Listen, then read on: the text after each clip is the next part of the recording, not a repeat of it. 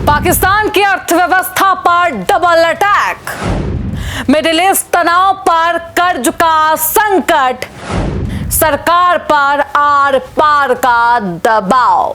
नमस्कार, बहुत स्वागत है आपका। आप देख रहे हैं प्राइम न्यूज का डिजिटल प्लेटफॉर्म। मैं हूं आपके साथ श्रुति अंगद।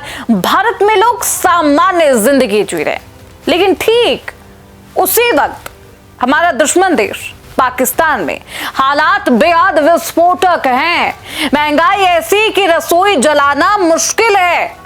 पेट्रोल का अगर आप दाम सुनेंगे आप परेशान हो जाएंगे, हैरान हो जाएंगे। गुस्सा ऐसा है कि लोग अब सिस्टम को चुनौती दे रहे। पावर ग्रिड बंद करने की चेतावनी है, हवाई अड्डों को जाम करने की धमकी मिल रही, रावलपिंडी के रास्ते ब्लॉक हैं, कराची में शिक्षक आंदोलन कर रहे और पीओके में हालात बारूद के ढेर जैसे हैं।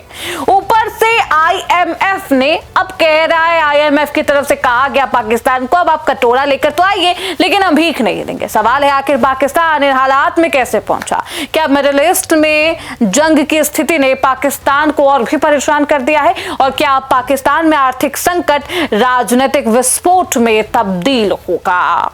सबसे पहले ग्राफिक्स आपकी स्क्रीन पर कि आखिरकार पाकिस्तान में हाहाकार क्यों है? तेल की कीमतों में उछाल है। कीमत आपको बताऊंगी। विदेशी मुद्रा भंडार कमजोर है, आईएमएफ का दबाव है, जनता में गुस्सा है और हल्ला बोल की स्थिति है। लेकिन इस पूरी कहानी की जो शुरुआत होती है वो है मिडिल ईस्ट के युद्ध से, मिडिल ईस्ट में संघर्ष से। ईरान और इजराइल के बीच बढ़ते तनाव ने पूरी दुनिया के बाजार को हिला दिया है।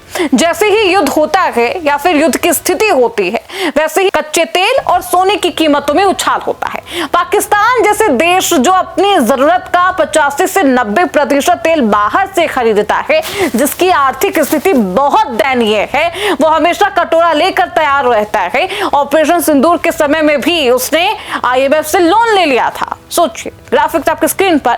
क्रूड ऑयल वहां पर बहुत महंगा है, गैस सप्लाई पर दबाव है। दरअसल पाकिस्तान में ट्रांसपोर्ट कॉस्ट 30% तक इजाफा हुआ है। दवाइयों की कमी का खतरा है। डॉलर का संकट गहरा गया है। अब पाकिस्तान में पेट्रोल पहले ही रिकॉर्ड स्तर पर था, अब हालात और खराब हुए। लोगों का कहना है कि वाहन चलाना बहुत मुश्किल है, यहां तक कि आप वाहन खरीद भी नहीं सकते, रख भी नहीं सकते। महंगाई सिर्फ पेट्रोल तक सीमित नहीं है। सब्जियां, दूध, आटा, तेल, दवाइयां, हर चीज महंगी है।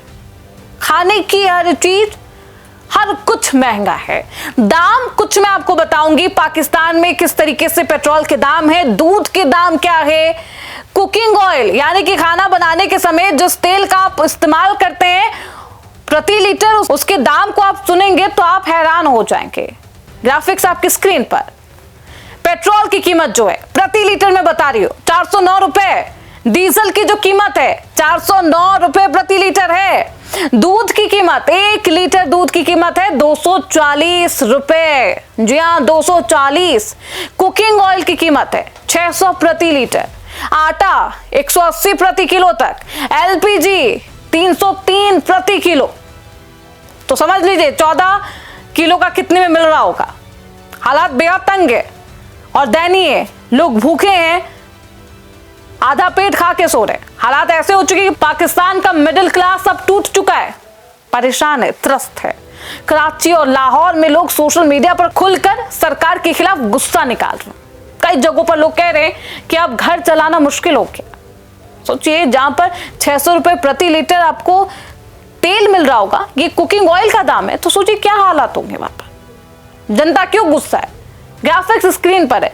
बिजली बिल बेकाबू है, पेट्रोल डीजल महंगा है, राशन का संकट है, ना तेल है, ना सब्जी है, ना दूध है। इंसान क्या खाए? इंसान को खा ले। वेतन कम है, खर्च ज्यादा है, बेरोजगारी चरम पर। और सबसे ज्यादा गुस्सा इस बात को लेकर कि महंगाई को लेकर सरकार देख नहीं रही, मीडिएटर बन रही है। अरे पहले अपने घर में देखिए, उसको ठीक करिए। रावलपिंडी जो पाकिस्तान सेना का सबसे अहम इलाका है, वहां रास्ते ब्लॉक कर दिए गए। कराची में शिक्षक आंदोलन कर रहे, पीओके में महीनों से विरोध हो रहा है।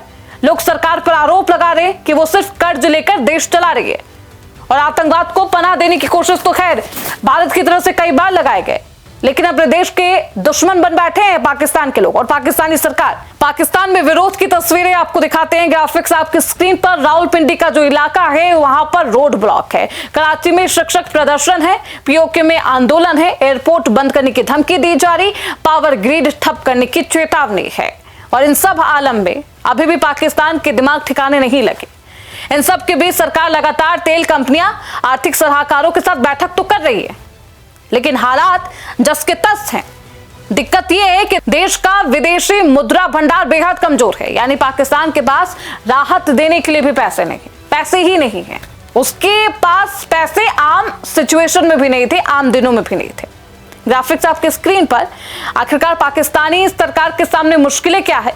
देखिए, पहली जो मुश्किल है वो विदेशी मुद्रा भंडार है जो कि कमजोर है, आयात महंगा है, डॉलर का संकट है, ऊर्जा का संकट है, आईएमएफ की जो है सख्त शर्तें हैं जिसका पालन भी नहीं कर पा रहा पाकिस्तान।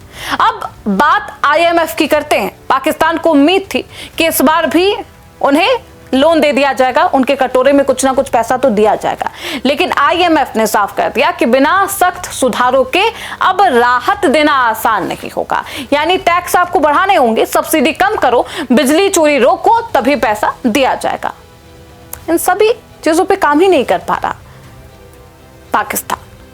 आईएमएफ की शर्तें ग्राफिक्स आपके स्क्रीन पर। टैक्स में इजाफा, सब्सिडी हटाने की बात कही गई, बिजली चोरी रोकने की बात कही गई है, आर्थिक सुधार लागू करें तभी आपको कर्ज दिया जाएगा। कट टू कट है, क्लियर मैसेज आईएमएफ की तरफ से। हालांकि पाकिस्तान को सऊदी अरब से कुछ राहत जरूर मिली है। सऊदी अरब ने 3 अरब डॉलर की नई आर्थिक मदद दी है। अब पुराने लोन की अवधि भी उसमें भी इजाफा कर दिया। अब आराम से दीजिए पैसा, क्योंकि पैसा देने लायक नहीं है अभी पाकिस्तान। लेकिन सवाल वही है, क्या सिर्फ कर्ज से देश चलता है? आप खुद को एक अच्छा देश कैसे बनाएंगे? आपकी जनता तो कम से कम समृद्धि में होनी चाहिए, शांति में होनी चाहिए, सुख होना चाहिए उनके पास। संकट अभी बरकरार है। और देखिए, अब हालात ये हैं कि पाकिस्तान में लोग सोना नहीं खरीद पा रहे, बल्कि बेच रहे हैं। ज्वेलर्स का दावा है कि ग्राहक नए गहने लेने नहीं आ रहे, बल्कि अपने पुराने गहने बेचकर राशन खरीद रहे। यानी जो सोना कभी निवेश माना जाता था, अब वो मात्र पेट भरने का एक जरिया माना जा रहा। सोचिए लोग कितने परेशान होंगे, अपने ही गहने को बेच रहे। सब कुछ प्रभावित है वहां पर। अब खतरा यही है कि अगर मिडिल ईस्ट में तनाव और बढ़ा तो पाकिस्तान की मुश्किलें और खतरनाक हो सकती है, क्योंकि तेल महंगा होगा, डॉलर और महंगे होंगे और जनता का गुस्सा और भी ज्यादा। यानी आर्थिक संकट अब राजनीतिक विस्फोट में बदल सकती है। लेकिन किस तरीके से पाकिस्तानी सरकार इस पूरे मामले को लेकर, खासतौर पर राशन जिसकी कीमतें आसमान पर है, उसे कंट्रोल में लाती है, जनता के गुस्से को शांत करती है, राजनीतिक संकट का जो ये पूरा सिस्टम बन चुका है उसे ध्वस्त करती है, देखना बेहद दिलचस्प होगा। फिलहाल पाकिस्तान की सरकार बचाव की कोशिश में लगी है, लेकिन सवाल यही है कि आखिर कब तक? क्योंकि जब देश कर्ज पर चले, महंगाई बेलगाम हो जाए, जनता आक्रोशित नजर आए, तो खतरा सिर्फ आर्थिक नहीं है। और सिर्फ आर्थिक राहत देने से नहीं हो जाएगा समाधान, वो राजनीतिक और सामाजिक विस्फोट में तब्दील हो जाता है। अब पाकिस्तानी सरकार इस पूरे मामले को किस तरीके से सुलझाती है? हालांकि दो देशों के बीच मध्यस्थता तो करवा रही थी, दलाल बन चुकी थी, मीडिएटर की भूमिका में थी, लेकिन पाकिस्तानी सरकार को यह समझना होगा, आपको दूसरे के घर में शांत रखने से और शांति कराने से पहले आपको खुद को शांत रखना होगा, अपने घर को समृद्ध बनाना होगा, अपने घर को खुशहाल रखना होगा, और इसके लिए सरकार के सख्त नियम लागू करने होंगे।